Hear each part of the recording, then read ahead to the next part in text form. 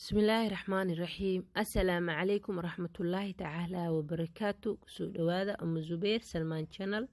هديات يقول عصب تاي سبسكرايب قنبليل كنفورو أصحابي سو دوادا ما أنتو حانو وذا موضوع كسابسان واحتركا أو عانها أو ليه قفكا بني آدنكا أما فائدة ذا أو ليه هاي عانها أو ليه هاي قفكا بني آدنكا إن شاء الله خير سو دوادا وحرجينا إنات كفايدي سدونتان إن شاء الله بإذن الله الكريم هدي أن أقول قلو موضوعنا ما أنتو كسابسنا واحتركا أو ليه هاي عانها قفك بني آدنكا إن شاء الله صغير iyo كبير qof walbo oo bini aadan waxa uu fiican oo yani nafsadiisa waa caano insha Allah yani ilmaha yar yar kaliya caano ma la siiyo qofka weyna caano waa cawaa sababtan waxay tahay nafti yaraata weynaato insha Allah dadka qaar waxay aaminsan yihiin haddii ay arkaan qof weyn oo caano cawaa ilmo ma tahay la dhahaa laakiin taasi xoogo wax khaldan tahay sababtan waxay tahay qofka yar wuxuu qabaa naf qofka weyn wuxuu qabaa naf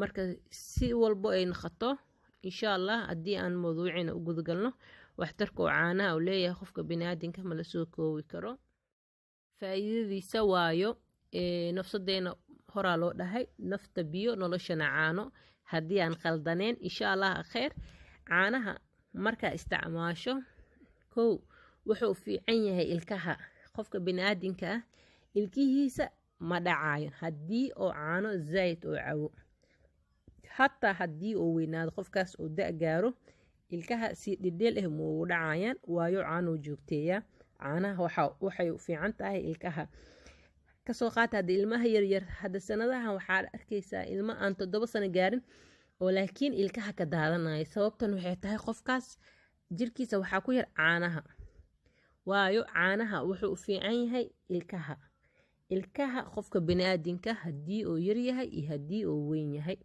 insha Allah markii hore Soomaali marka joogno waxa 7 sano markuu cunugu gaaro markaas ilka ka joojir laakiin meeshan cunug waxa arkay 5 jir oo ilkaha ka jawaayo cunug waxa arkaysa 6 jir oo ilkaha ka jawaayo oo dhammaanba ilkii dhanka wada jawaayaan marka wax sababta keenayso waxay tahay jirka wax oo bini'aadinka hadii uu caanaha uu ku yar yahay ilkaha way ka daadanayaan hadii aad weyn tahay iyo hadii aad yar tahay si degdeg as ilkaha kaaga daadanaa sidoo kale caanaha wuxuu fiican yahay qofka hadii uu qabo dhiikar mar walbo waxa fiican inuu joogteeyo caanaha yogurtka ama caano fadhiga caano garoor hadii uu mar walbo cuno dhiigiisa hoos u ahaana sababtan waxay tahay yani maxaa la dhahaa waxa qaboobayo maskaxdiisa wuxuu galaa jawi degan oo maasha Allah waayo caanaha fadhiga qof dhiikar oo dhiiga ku kacsan isla markii hadii aad siiso isla markii dhiigiisa hoos u soo dagaa waqti meeshii la rabiyo istaaga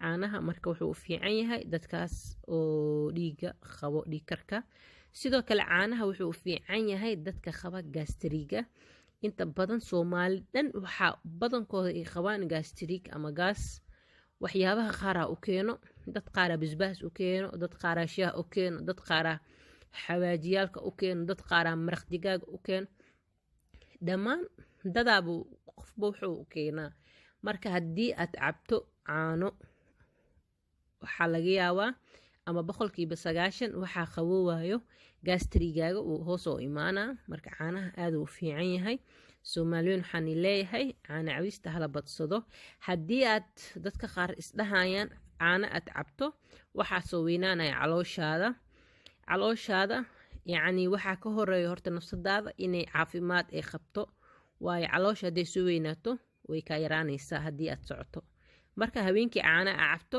subaxiina aad socoto calooshaada way yaraanaysaa laakiin marka caano aad cabto aad seexato caloosha waxay ka naqanayaan ku dhahay iyo abbaay shambaay ka naqayaan ku dhahay shambaay insha Allah khair caanaha sidoo kale wuxuu faa'iido u leeyahay qofka bini'aadanka stress ka haayo hadii uu stress ku haayo aad cabto hal bakeeri caano khandac ama xoogo fardiir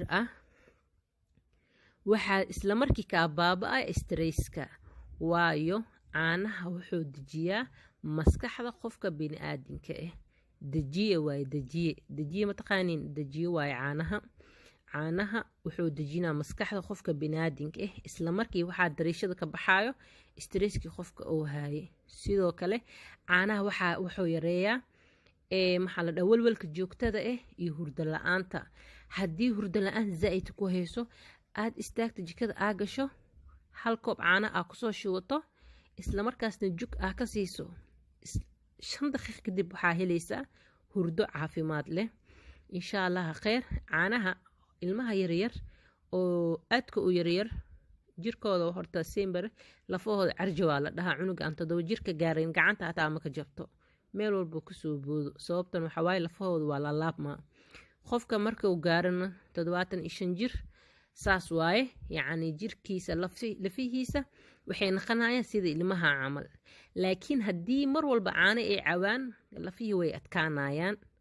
saasna ula socda asxaabe, caanaha hala badsado. caana faa'iido badan uu leeyahay. ilmaha uurka ku jiro haddii hooyada uurka leh ay mar walba ay cabto caano, cunugaas uurka ku jiro wuxuu naqanaa cunug maasha allah lawlafood ah, cunug aqli badan. markay dhalaysana wuxuu naqanaa cunug weyn ugu yaraan 5 kiilo iyo bar 6 kiilo. sababtaasna waxa waaye caanahaas waaye.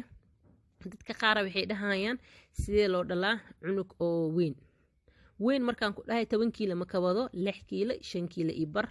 dad dhalayna way jirtaa. qofka binaadinka ilaahay si walbo umadiisa oo abuuray yacni qof walbo si doono ilmo u siiyaa, koono ilmo yar oo siiyaa, koono ilmo weyn oo siiyaa. horta kaas xisaabta lagu daro. hadda ka hor mar aan ka hadlayay kalluunka aan dhahay haddii hooyada uurka leh ay kalluun zaa'id ay cunto cunug maasha allah oo weynay dhalay. dad badanaa waxay isoo dhaheen see camal cunug weyn see loo dhalaa. cunug weyn see loo dhali jiray loo dhalaa, si goon ah ma loo dhalaayo sida ummadda kale ay u dhalaysi ilmaha. kaas saas loo dhalaa insha allah khayr. taasna saas waaye. marka caanaha waxaa faa'iido aan la soo koobi karin waaye. marka oo inta badan aa wax isticmaalayso sida hurudka iyo waxyaabahaas oo kale camal markaa caano aa ku dirto aa wejigaaga ama jirkaaga aa mariso waxaad dareemaysaa aan ku dhahay maasha allah jirka waxaa ku yaalo timan oo yaryar aan la arkeynin. timahaasna waxa waaye duleelo yaryar ay leeyihiin. isla markii duleelahaas waxaa ka baxaya wax walboo wasaq ku jiran. sababtan waxay tahay caanihii waaye. xoogaas wax uu yeelayo waxawaaye caanaha waaye. marka insha allah waxaan leeyahay caana cabista hala badiyo, caafimaadka ku jirtaa. soomaali weyn kii weyn iyo kii yarba nafta ilaahay yareeyaa weynaato. marka caanaha waa loo siman yahay xaggiisa. hala badsado insha allah khayr meel walbaad joogtiin. haddii aad igu cusub tihiin subscribe-ka dhac, like-tana baac, commentigana joog, sheertana shab insha allah khayr. wax waa iga faa'iidi doontaan haba yaraatee. barnaamijyo badan aan soo wada asxaabe oo xiiso leh aad ka faa'iideysan doontaan, aadna ku faa'iidi doontaan. waa Zubeer Salmaan waxaan leeyahay salaamu calaykum waraxmatullaahi tacaala wabarakaatu. wabilaahi towfiiq. باي باي. قدي هذا